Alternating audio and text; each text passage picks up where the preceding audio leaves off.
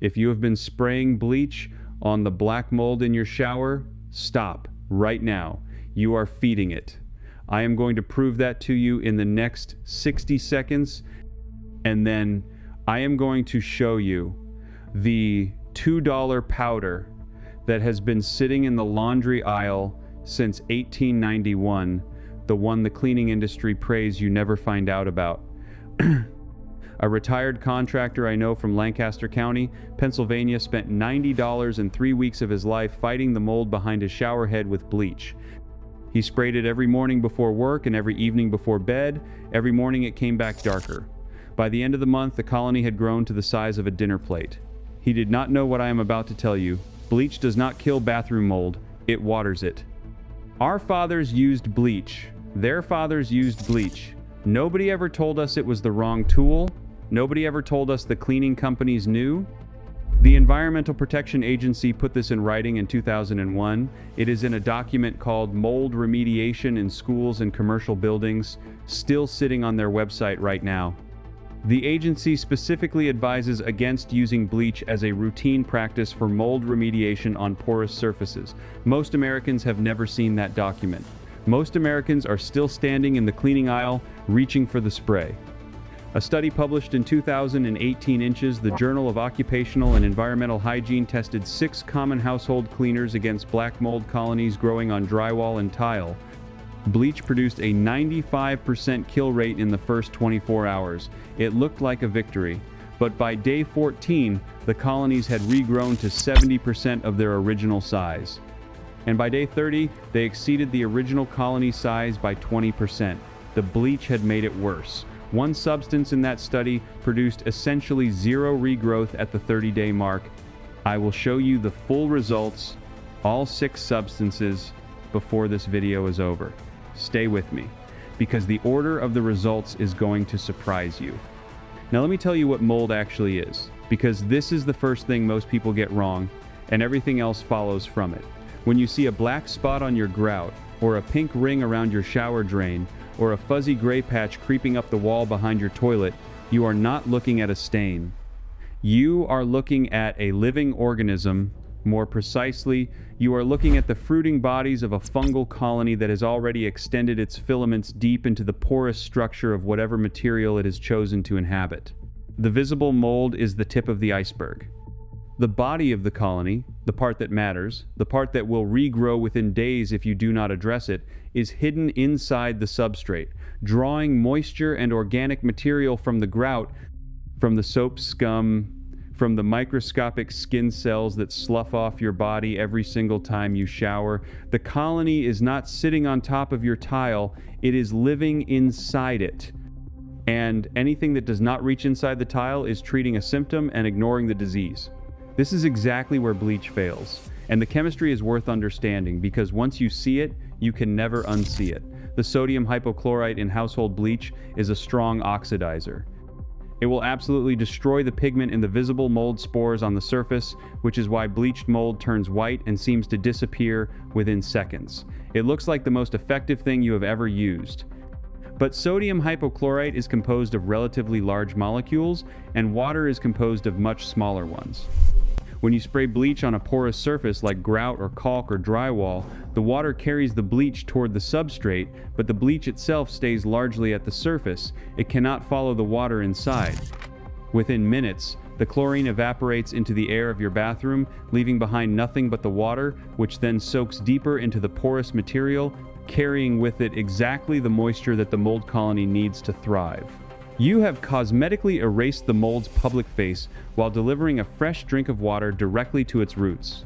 The colony retreats, regroups, and returns within days, each time a little more entrenched than before. This is why the contractor's mold came back darker every morning for 3 weeks. He was not losing the war, he was never fighting it. He was watering a garden and wondering why it kept growing. And here is the part that should make you sit up. This works in your bathroom. Whatever year your house was built. It does not matter if you have ceramic tile, fiberglass, or old grout that has not been sealed since the Reagan administration. It does not matter if your caulk is the original beige line from the day the house went up or if you replaced it 5 years ago. The chemistry does not care about the age of your home. You do not need a remodel. You do not need a contractor. You do not need a permit or a special tool. You need a $4 box from the laundry aisle and a stiff brush. The powder is called borax. Sodium tetraborate decahydrate, if you want the name the chemists use. On the shelf it says 20 Mule Team Borax, printed in friendly green letters on a box that has not meaningfully changed its design since 1891.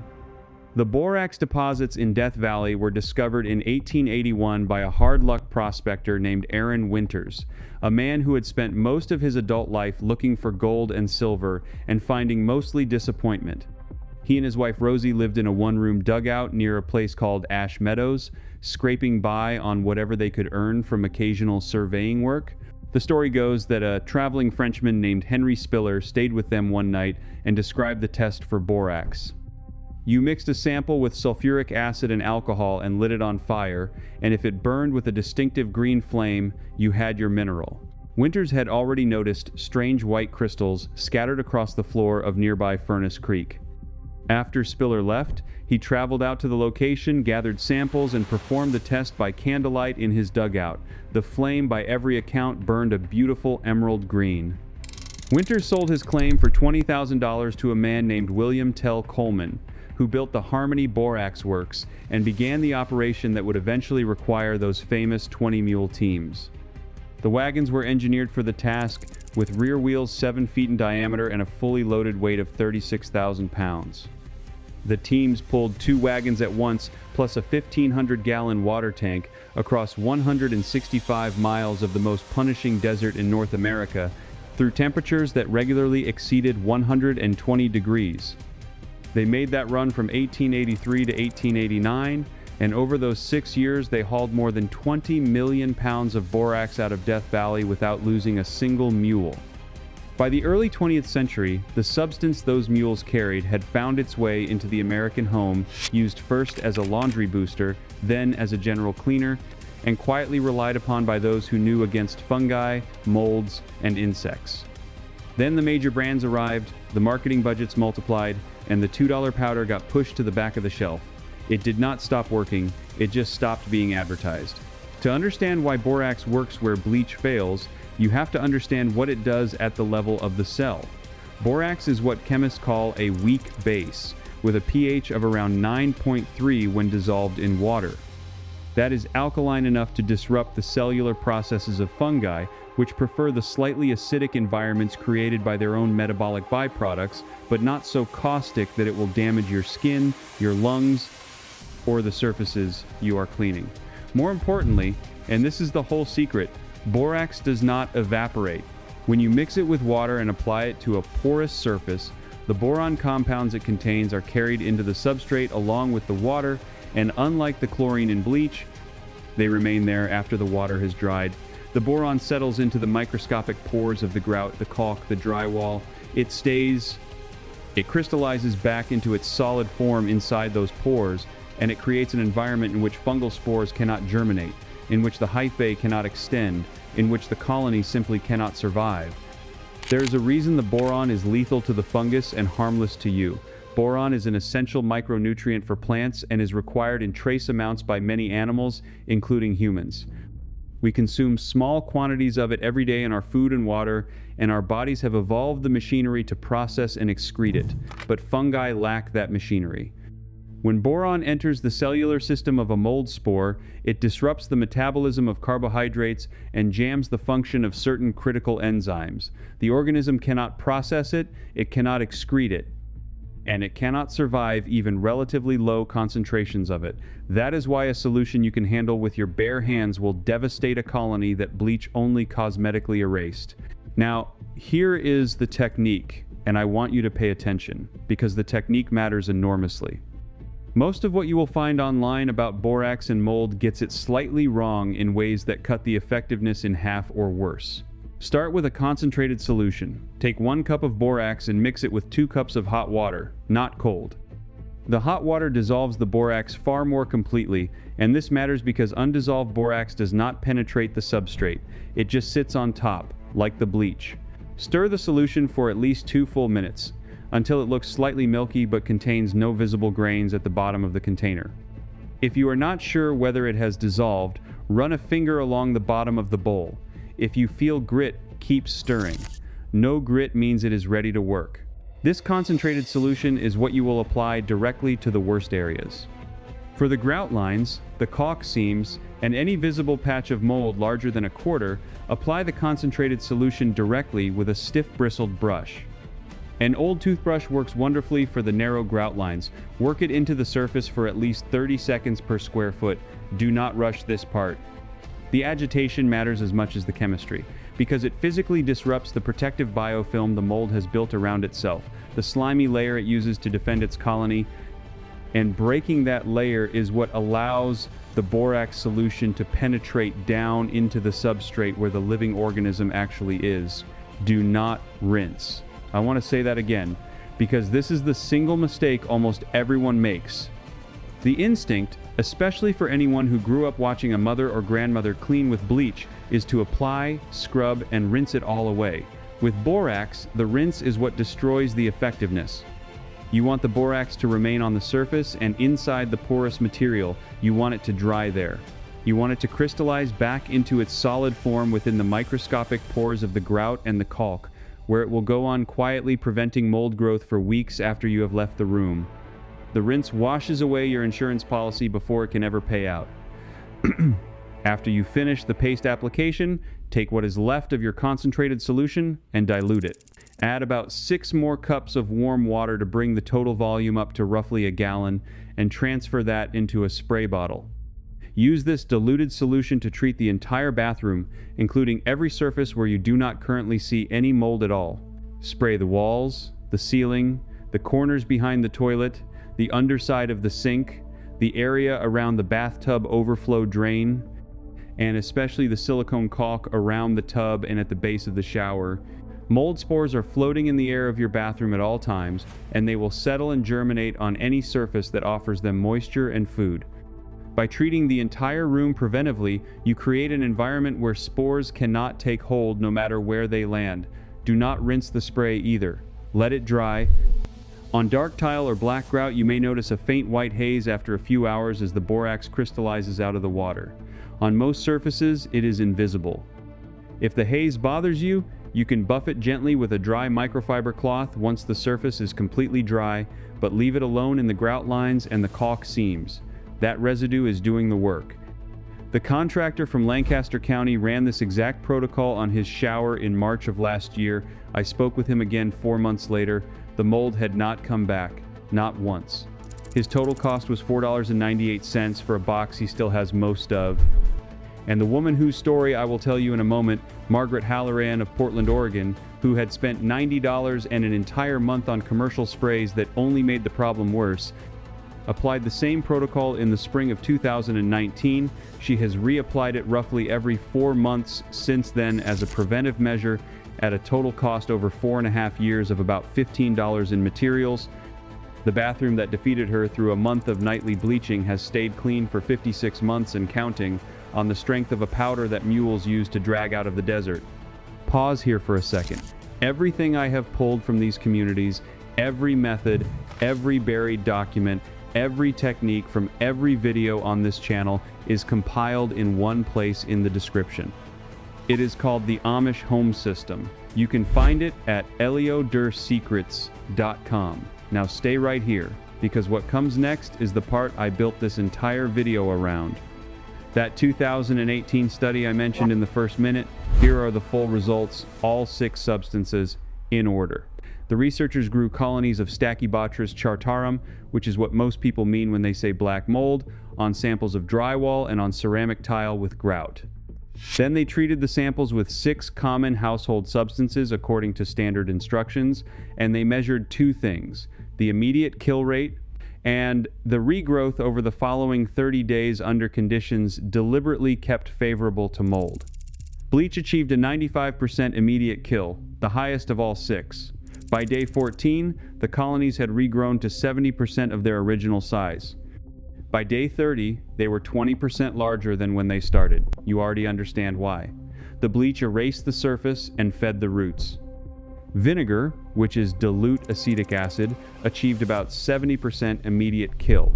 Vinegar does have genuine antifungal properties and will kill certain species on contact, but it evaporates quickly, it leaves no residual protection behind, and it is ineffective against several of the most common bathroom mold species, including Cladosporium and Aspergillus. By day 30, the treated samples had regrown to roughly half their original size. Hydrogen peroxide performed much like vinegar. It is a stronger oxidizer and kills mold effectively on contact, but it too evaporates within minutes and provides no lasting protection whatsoever once it is gone. Ammonia performs slightly worse than vinegar, and I want to stop here and warn you directly. Never use ammonia in a bathroom you have recently cleaned with bleach. The reaction between the two produces chloramine gas. The fumes are toxic, and in an enclosed bathroom they can be lethal. This is not a small risk. People are hospitalized for this every year. Baking soda achieved only about 40% immediate kill and performed poorly as a primary treatment across the entire 30-day window. And then borax, 90% immediate kill, just slightly below bleach. But here is the number that matters. Essentially zero regrowth at the 30-day mark. The borax-treated samples stayed clean, while the untreated controls beside them exploded into massive new colonies. Bleach killed 95%, and the mold came back bigger. Borax killed 90%, and the mold never came back at all. That difference, that one column in a study almost nobody has read, is the entire reason this video exists.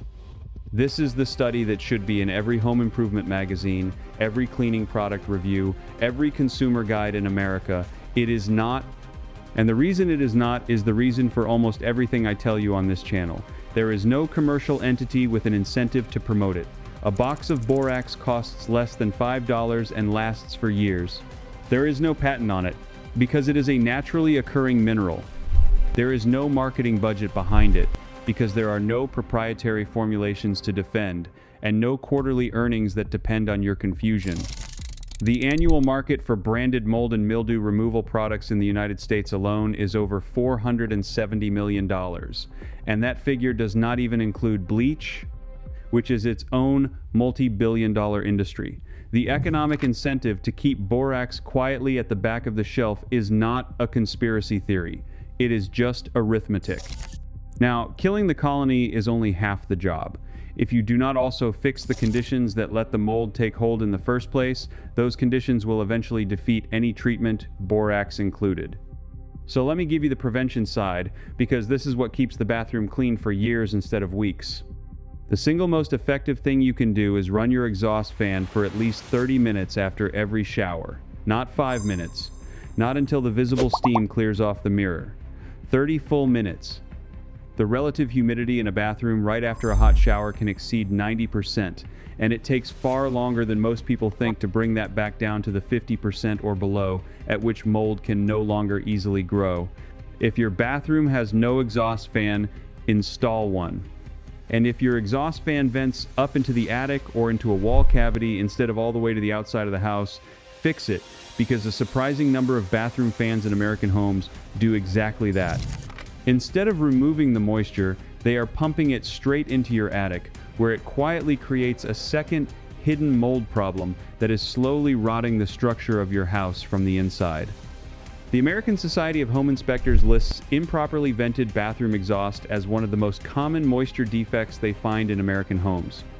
After ventilation, the next most powerful habit is to squeegee your shower walls after every single use. I know how that sounds. The first few times you do it, you will resent it, but after about a week, it becomes automatic. It takes under 30 seconds, and it removes 90% of the water from the walls and door before that water can ever evaporate into the air and condense on your ceiling and your grout. A simple silicone squeegee on a suction cup hook costs $3, and leave the shower door or curtain open when you are done. A closed stall traps a humid little climate that takes hours to dry out, while an open stall with the fan running is dry in 30 to 45 minutes. The shower curtain, the bath mat, and the towels in your bathroom are mold reservoirs in a way most people never consider. A damp shower curtain left bunched up after a shower will grow mold within days. A bath mat that never fully dries between uses harbors an active fungal colony on its underside that you walk on with bare feet. Towels left damp on a hook release millions of spores into the air every time they are moved. Wash all of these more often than you think you need to, and when you wash them, throw a quarter cup of borax into the cycle along with your regular detergent. It kills the spores living in the fabric and stops them from reseeding your clean surfaces.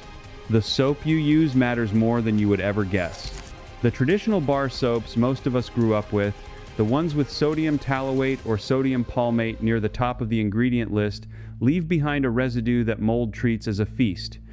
The fats and oils that were not fully saponified during manufacturing are an ideal food source, and the alkaline residue nudges the local surface chemistry in a direction some molds love.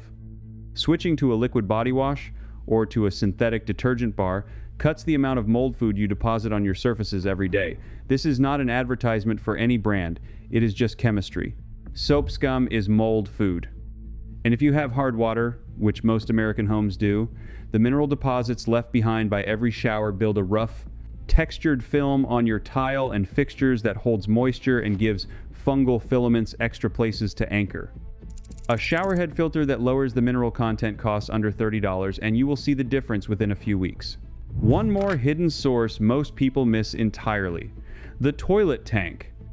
The cold water sitting inside the tank makes the outside of the tank sweat in humid weather, and that constant film of moisture on the back of the tank in the narrow space against the wall where nobody ever looks is a classic site of hidden mold. You can wipe it dry every day, which is what most people do without thinking, or you can drop a $15 insulating liner inside the tank, which stops the temperature difference that causes the sweating in the first place. It takes about 20 minutes to install, and it pays for itself many times over. While you are thinking about maintenance, get on a schedule for your caulk and grout. Caulk has a useful life of roughly 5 years, after which it turns brittle, cracks at a microscopic level, and starts letting water slip past it into the wall. A single failed caulk seam between your tub and the wall can let gallons of water a year seep into the cavity behind it, feeding a colony you will not see for years. When you do replace caulk, spend the extra $1 or $2 on a mold-resistant silicone formula rather than standard acrylic latex. The mold-resistant kind has fungicides built in that release slowly over time and dramatically extend the life of the seal. The protocol shifts a little depending on the surface you are treating. For ceramic tile and porcelain, the paste and spray method I described is exactly right. Just concentrate your scrubbing on the grout lines, because the tile face itself is non-porous and the grout between the tiles is where the colony actually roots. For natural stone, meaning marble, travertine, and granite, you have to be gentler. Dilute your solution down to about half a cup of borax per gallon, apply it quickly, and wipe it dry rather than letting it soak, because the alkaline solution can react with the calcium carbonate in some stones and slowly etch the finish. For fiberglass and acrylic shower surrounds, the full-strength solution is perfectly safe. Just use a soft brush instead of a stiff one so you do not scratch the textured finish, and pay attention to the corners and the seam where the surround meets the floor. For drywall with mold visible on the surface, understand that the colony has almost certainly grown through the paper facing into the gypsum core, so surface treatment will stop new growth from outside, but will not fully remove what is already inside. For anything beyond a small spot, you will need to cut out and replace the affected section. And for wood, including the trim around the door and any wooden cabinetry, borax is not only safe but ideal because it soaks into the fibers and leaves long-term protection against both mold and wood-boring insects. I want to tell you about a man named Robert Klein, because his story is the reason I stopped thinking of bathroom mold as a cosmetic nuisance and started thinking of it as a health problem. Robert lived in a 2-bedroom apartment in Chicago for 26 years. He is now 68, retired, a former accountant who lived alone in that apartment from 1991 onward. In the spring of 2017, he developed a chronic cough that no doctor could explain. It started in March, dragged through the summer, got worse in the fall, and by January of 2018, his doctors were testing him for tuberculosis, for early-stage lung cancer, for everything they could think of. They found nothing, they prescribed inhalers that did nothing, they sent him to specialists who shrugged. His daughter, worried, flew in from out of state to stay with him for a week. On her second day in the apartment, she noticed a faint, musty smell in the bathroom. a smell her father had lived with so long he could no longer detect it at all. She went looking. Behind the toilet, in the narrow space between the tank and the wall, hidden completely from view, was a patch of black mold running from the floor up about 2 feet on the wall. It had been growing there for years, fed by a slow leak in the toilet supply line that never put visible water on the floor but kept the wall behind the toilet permanently damp. Robert called in a remediation company that removed the affected drywall, repaired the supply line, and replaced the wall. As a preventive measure afterward, he treated his whole bathroom with borax solution once a month for 6 months. His cough cleared up completely within 3 weeks of the remediation.